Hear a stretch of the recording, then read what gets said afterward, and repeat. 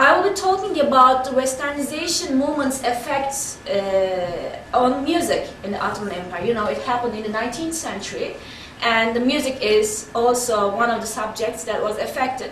But before going into my subject, let me talk about the very well-known truth, very well-known fact that the Turks' effect on European art and culture, which is very much, researched throughout the world.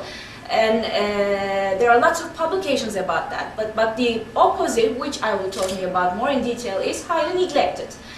The Alaturka style or the Turkish effect in European music happened, it goes back to the relationships or interactions between the Ottomans and Turks through the military scene, either in wars, while they are seeing the Janissary bands accompanying the Ottoman armies, or through imperial or diplomatic relations, the ambassadors' visits to the Ottoman Empire and vice versa. And the first meetings, we know, although we don't have an exact date, the first meetings happened in the battlefields during the Crusades. And as I mentioned, the Alaturka style or the music of Turkish style had a very important influence on the 18th to early 19th century composers of Europe. And some of them I listed here, like the percussion sections of the Western orchestras are called the Turkish sections for a long time, because the percussion instruments are affected from the Janissary band's percussion section, and therefore they were called as Turkish section for a long time. And all the especially classical era composers like Haydn, Mozart, and Beethoven, they all have famous Alaturka style compositions. Like Haydn has some Turkish effect sounds in his military symphonies, especially second movement, or Mozart has, the very famous Alaturka movement of his Piano Sonata K331, and also Beethoven has some Turkish marches. One is known in stage work, Winds of Athens, and so on. There are many other examples, and they can go even back to the Baroque period. And other less known composers, especially the Baroque period that I mentioned, are Jean-Baptiste Lully's Turkish Ceremony March, or Johann Joseph Fuchs, an Austrian composer. He has the Janissary Symphony. Gluck also has an opera called The Pilgrims of Mecca, and it's said that he first staged that opera in Vienna, and he employed real Turkish musicians there of Janissary band. And Telemann has the Singing Symphony, or the Klingende Geography, in which he describes the parts of the world with their music, and there's a Turkish part again called Asian side or European side, and so on. So there are many examples for Alaturka style, and the effects of Europeans in Ottoman's music goes back to the earlier centuries than the 19th century, in which the active steps are taken. And some examples that are showing us that the Ottoman sultans or the Ottomans were able to, reach some European music and learn about it are the first one that I could read was happened in 1520. It was an organist called Ottoman Licinius, and he gave a concert in the Ottoman court. And then again in the early 16th century, some ballet performances or pantomime performances happened through Venetian troops, again on the Ottoman lands. An interesting one is the gift of the French Emperor Francois I to Sultan Suleiman for his help in their wars between the Habsburgs.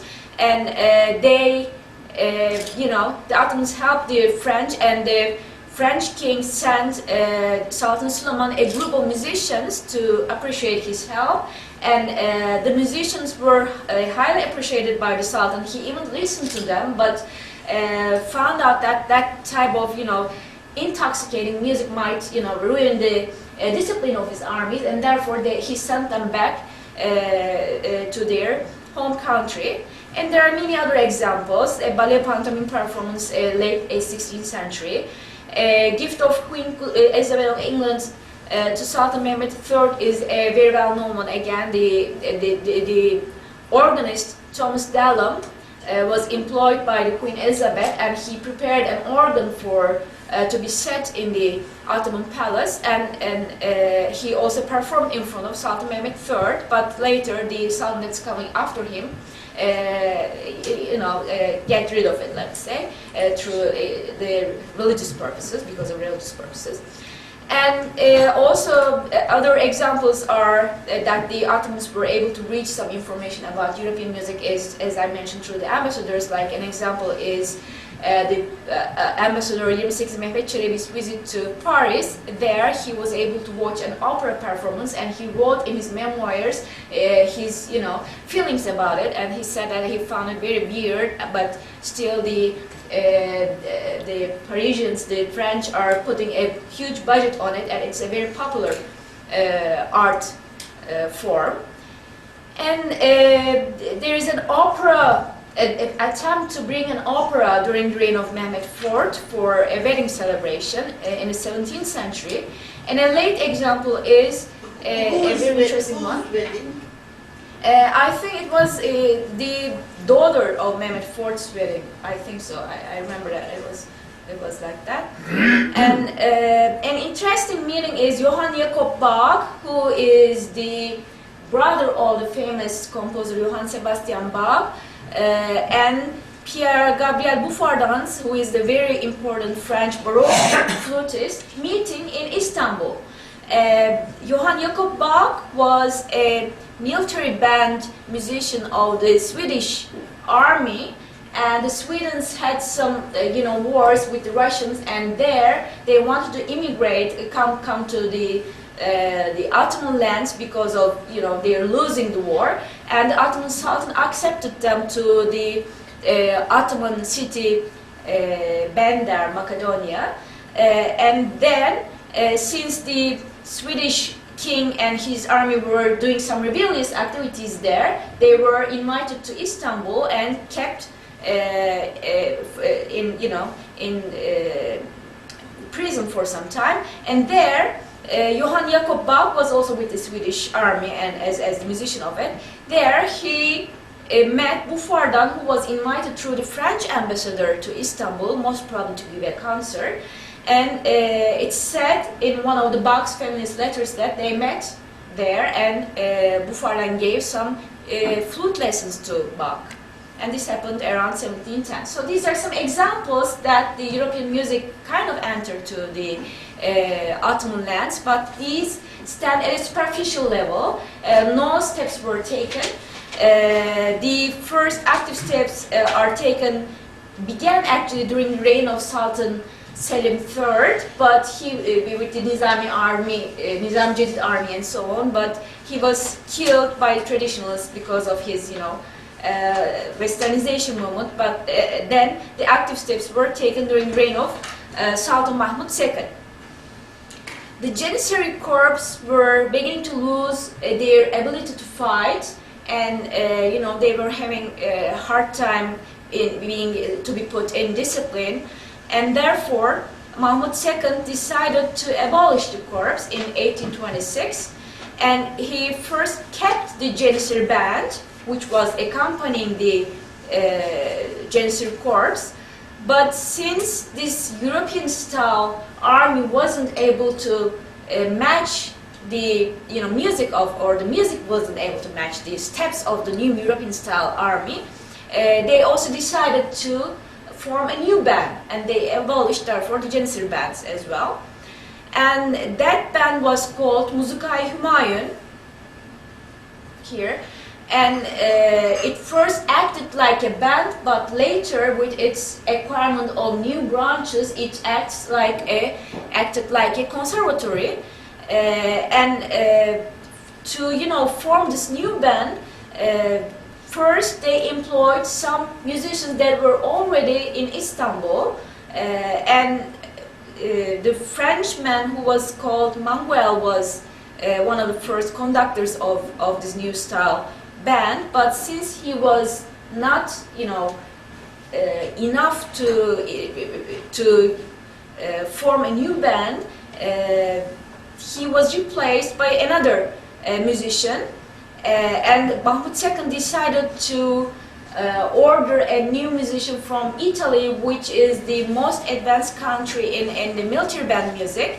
And they asked the the ambassador of Italy, and for his orders, Giuseppe Donizetti, who was the brother of the famous opera composer Gaetano Donizetti, was invited.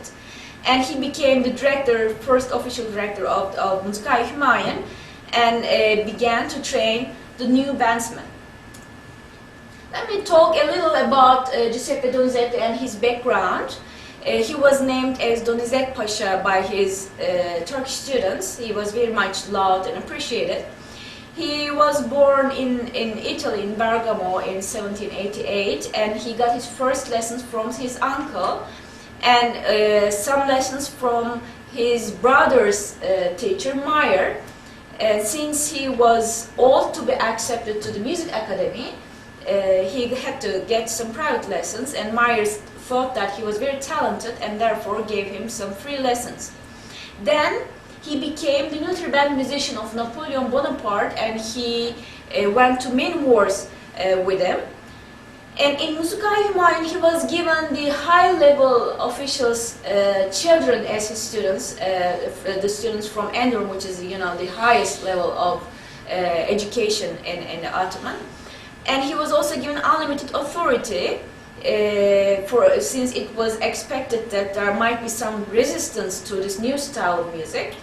And another important fact is that the Turks were using a notation system called Hamparsum, which was done by the Armenian musician Hamparsum Limonjian through the orders of Sultan Selim III, and it was looking like this. And what Donizetti did was he first learned that Hamparsum system, and then prepared a table through which he could, compare the Western system with the Hamparsum system, and through that he taught his students the Western music system. And since he was Italian, of course, we understand that the European music first entered through the Italian school. The music notations and the instruments were all brought from Italy. What he did, Giuseppe Donizetti did in Musica Humayun can be listed shortly like this. He composed some marches and national anthems to be performed by the military band Musica Humayun, and he was the person who initiated the idea of national anthems in European style. And for that, for the reign of Sultan Mahmud II, he composed Mahmudiye March, and the successor of Mahmud II was Abdülmecit first. For him, he composed Mecidiye March, and Mahmudiye March remained as a national anthem of Ottomans for 11 years, and the Mecidiye March remained as a national anthem for 22 years. And before passing to Abdülmecit and his musical appreciation, musical understanding, let me make you listen to the Mecidiye March. This is one of my concerts. I arranged it for flute and piano. Of course, it's originally for the band, for the orchestra.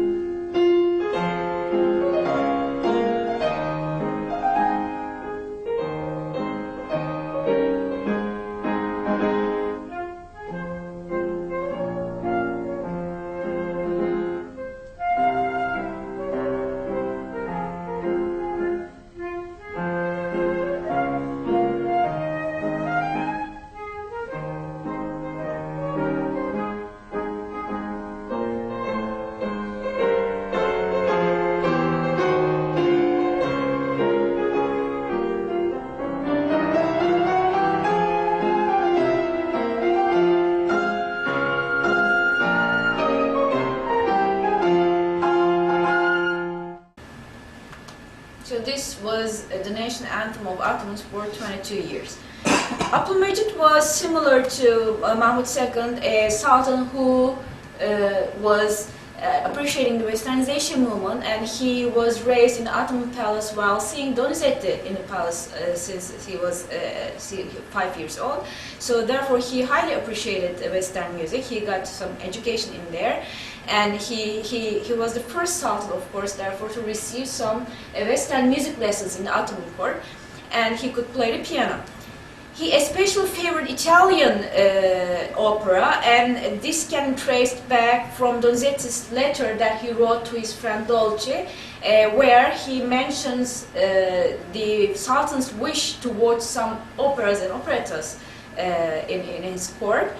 There it's stated that like that: "My dear friend, I was wondering if you have the partitions of these operettas," and there he lists the names of the operettas, and at the end he says, "My son must have told you that my Turkish students are singing Italian arias and the Sultan wants to watch some operettas." And these are some pictures of Donizetti. He was raised to the level of Pasha, which is the highest level in the Ottoman military. And these are some pictures of Muskai Humayun with their, classical Ottoman clothing outfit and their Western instruments.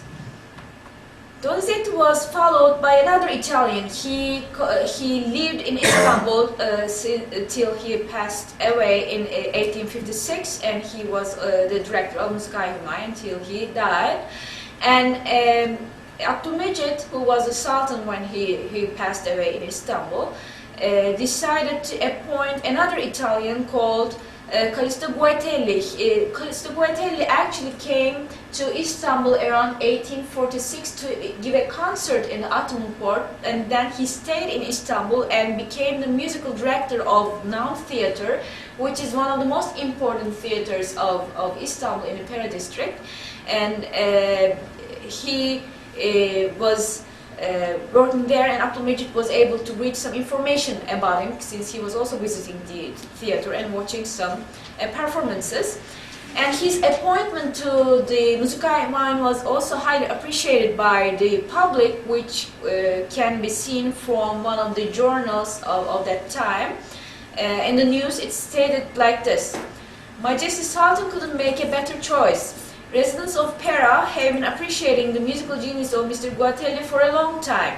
Therefore, we are happy to announce the honorable promotion of this highly respected musician." He was also an Italian, as I mentioned. He graduated from Parma Music School, and he remained the director of Muskai Humayun till his death in 1900. And he has been a very important teacher of the musicians of the Republican days, as well as the Ottoman dynastic family, imperial family, like he was the teacher of Murat V and Abdülhamid II. The aim of Guatelli Pasha was similar to Donizetti. He was also trying to make the Ottomans get acquainted to the new style of music, and therefore he was using some Turkish music subjects in his compositions. Like we can hear some melodic motifs that are, going back to Turkish makams, or he was also using some Janissary band rhythmic patterns in his music.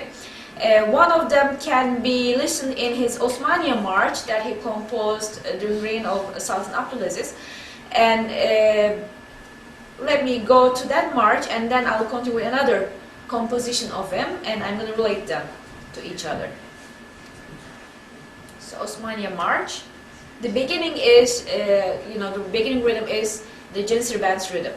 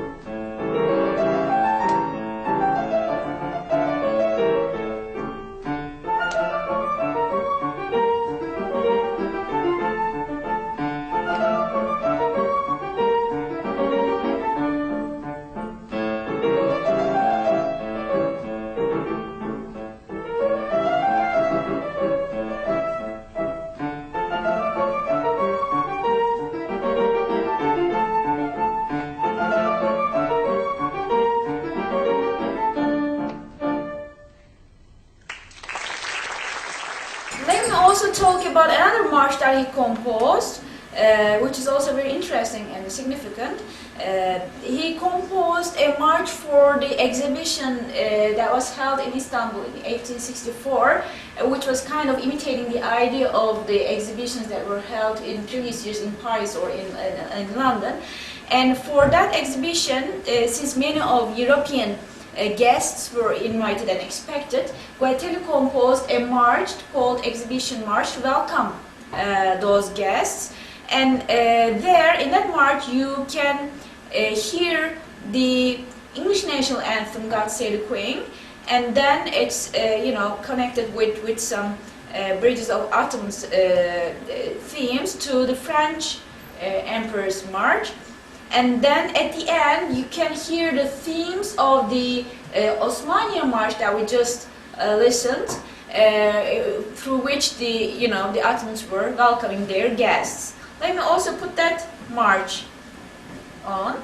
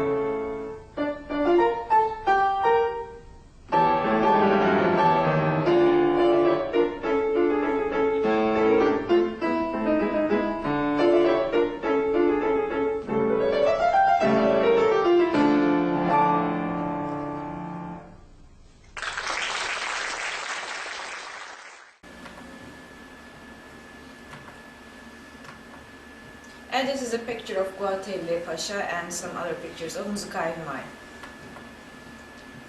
Sultan Abdülmecit first was followed by Sultan Abdülaziz, succeeded by Sultan Abdülaziz, and he was known as a traditionalist. He learned both the Turkish music and Western music, and he highly appreciated the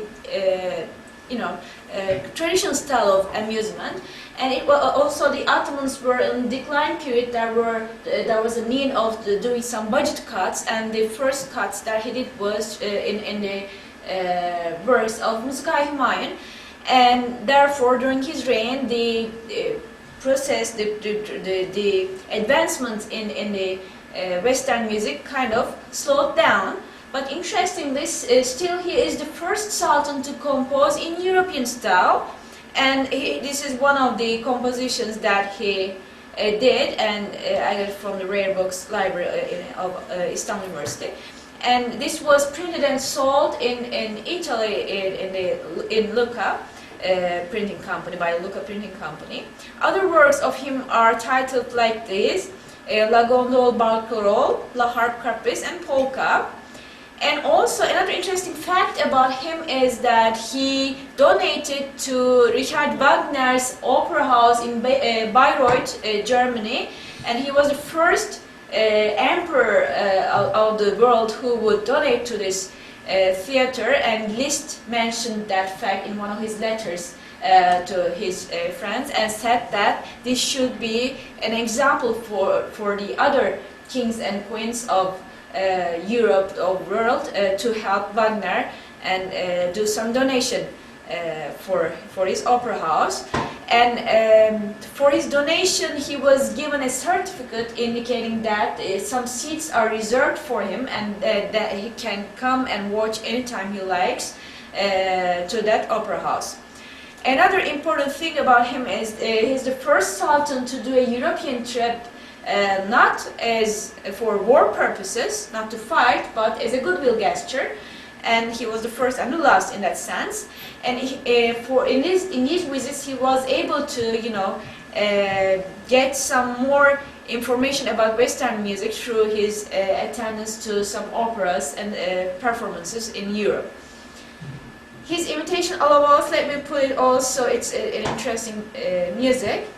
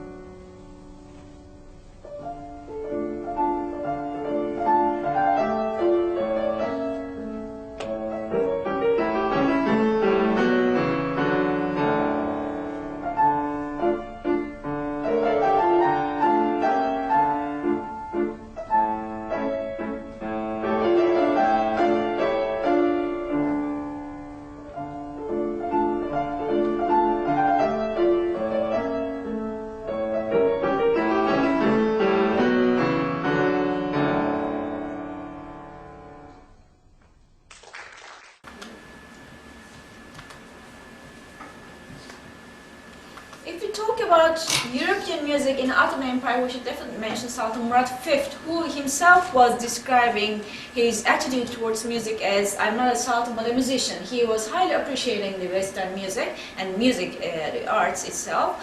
And he could play the piano very well, and he was also a very nice but amateur composer. He was the most prolific of composers of the Ottoman family, son of Abdülmecit I, and he got some music lessons from Guateli Pasha, as we mentioned previously. His reign in the Ottoman history is the shortest, namely 3 months. He was imprisoned in Çırağan Palace, claiming that he has some mental illness. But if we study his music, we can show that he cannot be mentally ill, but in a depressive mood and has a sensitive personality. You know, the Ottomans were in decline a period. There was a lot of pressure on the Ottoman sultans, as well as his uncle Sultan Abdülaziz was killed, which couldn't be clarified. The reason for that couldn't be clarified, and therefore he, as a sensitive person, he was in a depressive mood. If you talk about his compositions, he has 3 thick volumes of music in Western style, and it goes over 1,000 pages. And in those volumes there are 540 pieces, but 488 are of him, others are of his children and grandchildren. And the style is similar to the 19th century European favorite forms for solo piano, like marches, polkas, mazurkas, waltzes, schottisches, galops, quadrilles, and so on. And most of them were composed in Çırağan Palace after his deposition. Here I put some of his manuscripts, which can give some examples of how his music is looking like. These aren't published anywhere, so they are still as manuscripts, and they should be studied and put in a real readable form so that it could be performed. And if we study them, we can see that he doesn't have any theoretical or harmonic mistakes in there. Even the hardest tonalities are correctly coded, and a mental ill person cannot do that. And therefore we can say that his works are belonging to a composer of genius, amateur composer of genius. And his teacher was Guateli and Donizetti, and if you know, he had a very fully fledged musician of level of Liszt or Saint-Saëns or any other famous composer, then he most probably will become a professional composer. His works are titled and dedicated to his daily life in Çırağan Palace. Like he composed some pieces for welcoming his guests there, or whatever happened daily. He composed some pieces, and these pieces are accompanied by some caricatures or some drawings of him. And some titles I put here, like "At Last I Became Happy Today," a gallop that is dedicated to celebrate today's feast, and so on. And the titles, the descriptions, and the dates were written partly in Ottoman, partly in French. An example of his music, I will also show that.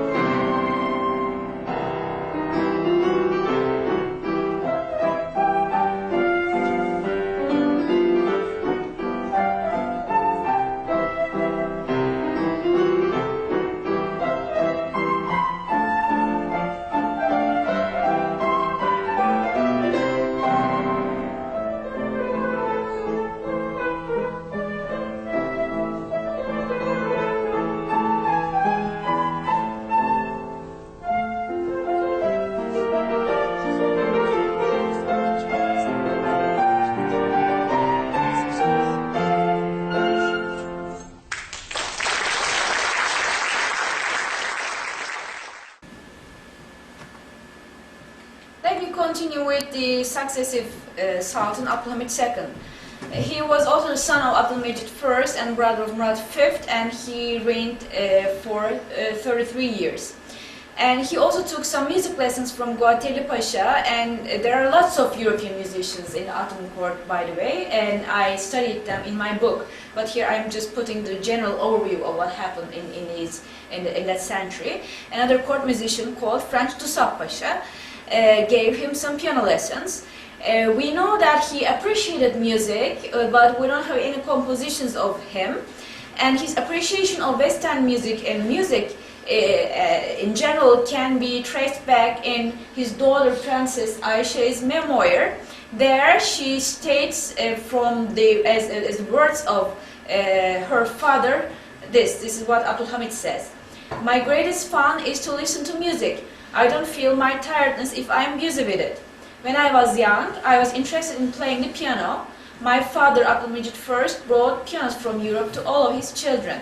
We had Italian and French music teachers in our court. I studied for a long time.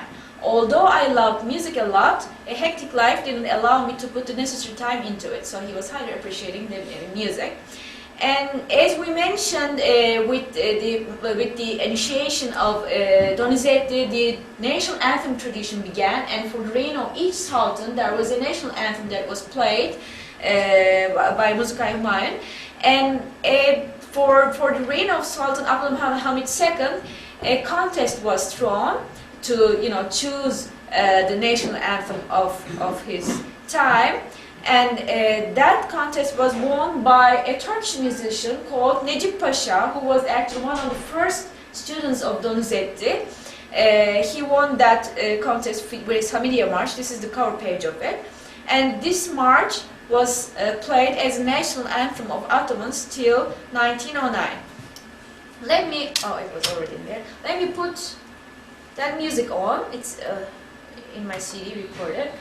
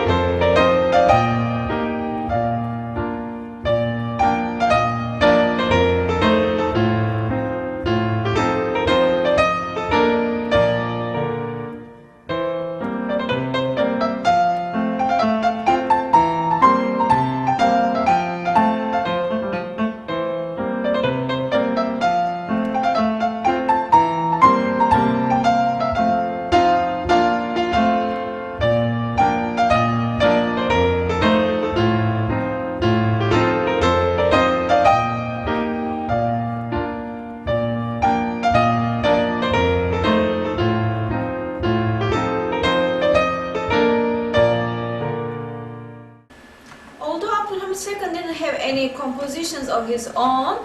His children were highly productive in terms of composing some pieces and appreciating Western music.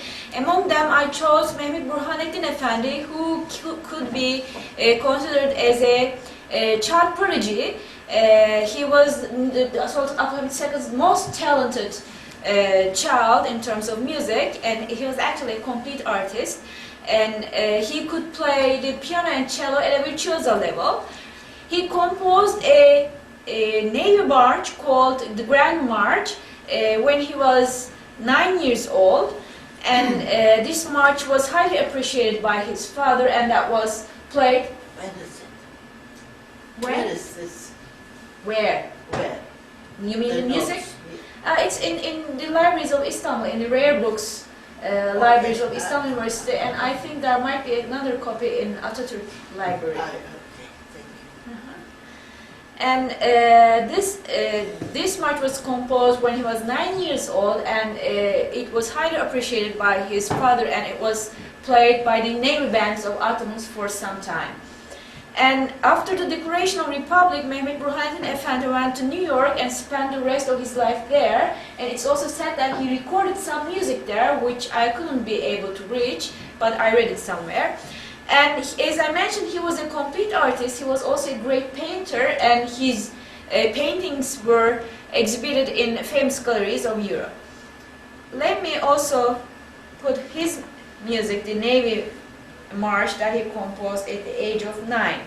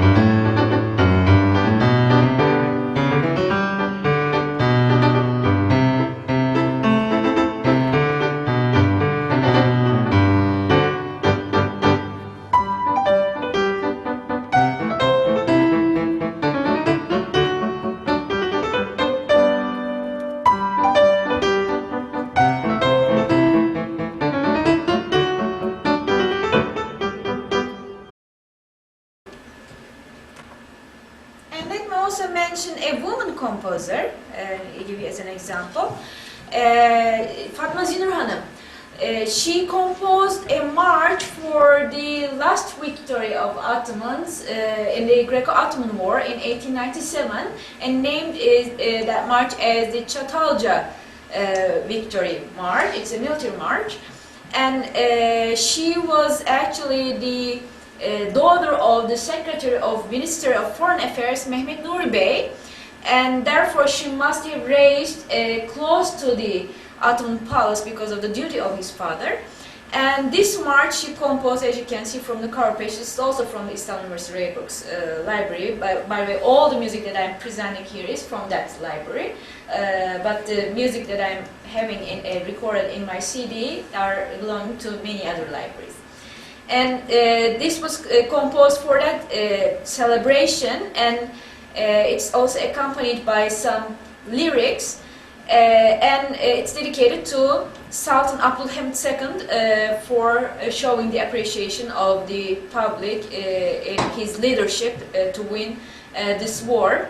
And Mehmet Nuri Bey's name appears in the diplomatic negotiations in the Peace Act that I saw in the Ottoman archives in Istanbul. And he is one of the names who signed that Peace Act with the Minister of Foreign Affairs.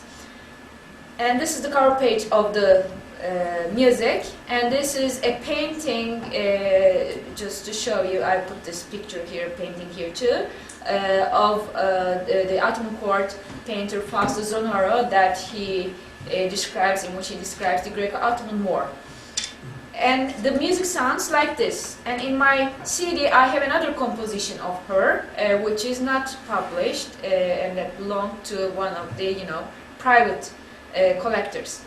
Let me put this music on, the Çatalca Victory March.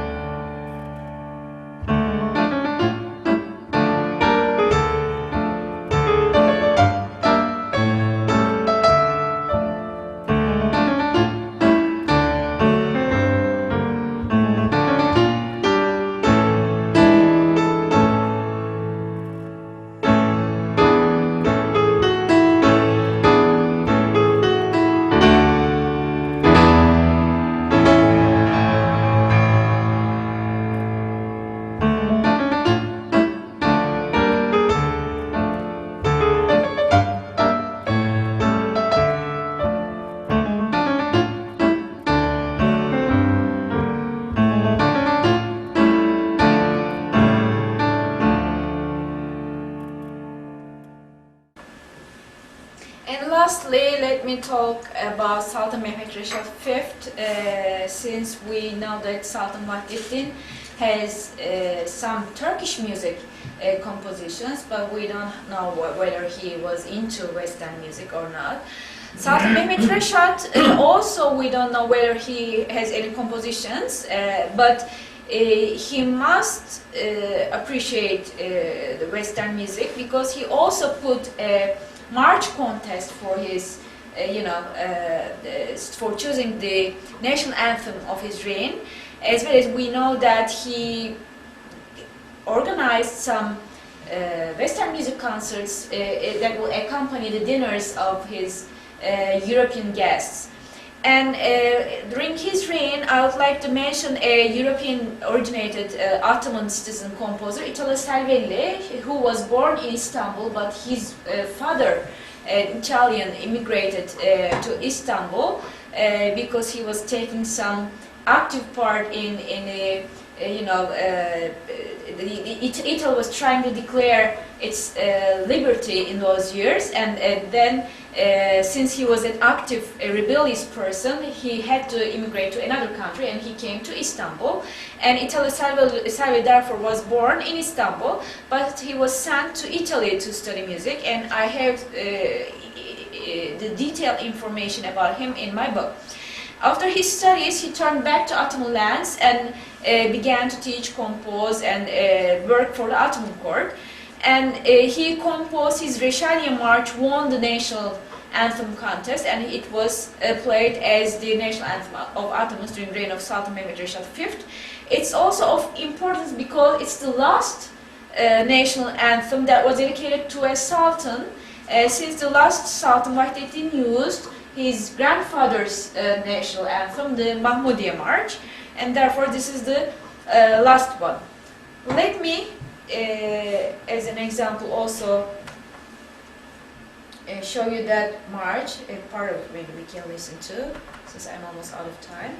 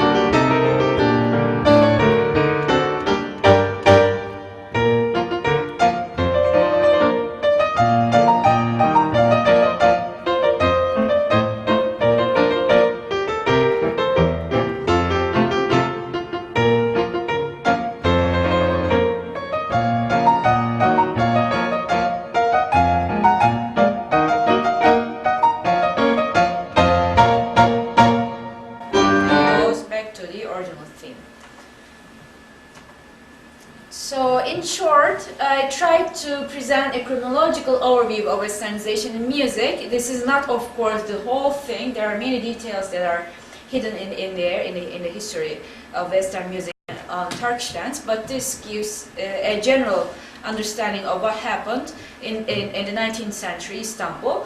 Istanbul was the center of this movement because, you know, the Ottoman court was there. It was the capital of the Ottoman Empire, but it was spread throughout Anatolia and other parts of Ottoman Empire from there. And many highly regarded and appreciated musicians composed hundreds of pieces in European forms. Many of them were invited to give concerts. Many of them were employed by the Ottoman court and by the schools of Ottomans. But most of this music is lost during the war years, and most of them are either in European libraries, and some I was able to reach in US libraries or in other parts of the world. And it's important to understand what happened in those years, because whatever happened in the Republican days goes back to the initiations that happened during the Ottoman Empire period, and therefore it's important to study and find out what happened during that century. Thank you so much for joining me. I hope you liked the presentation, and if you have any questions, I will be more than happy to answer them. Thank you very much. Evren, it was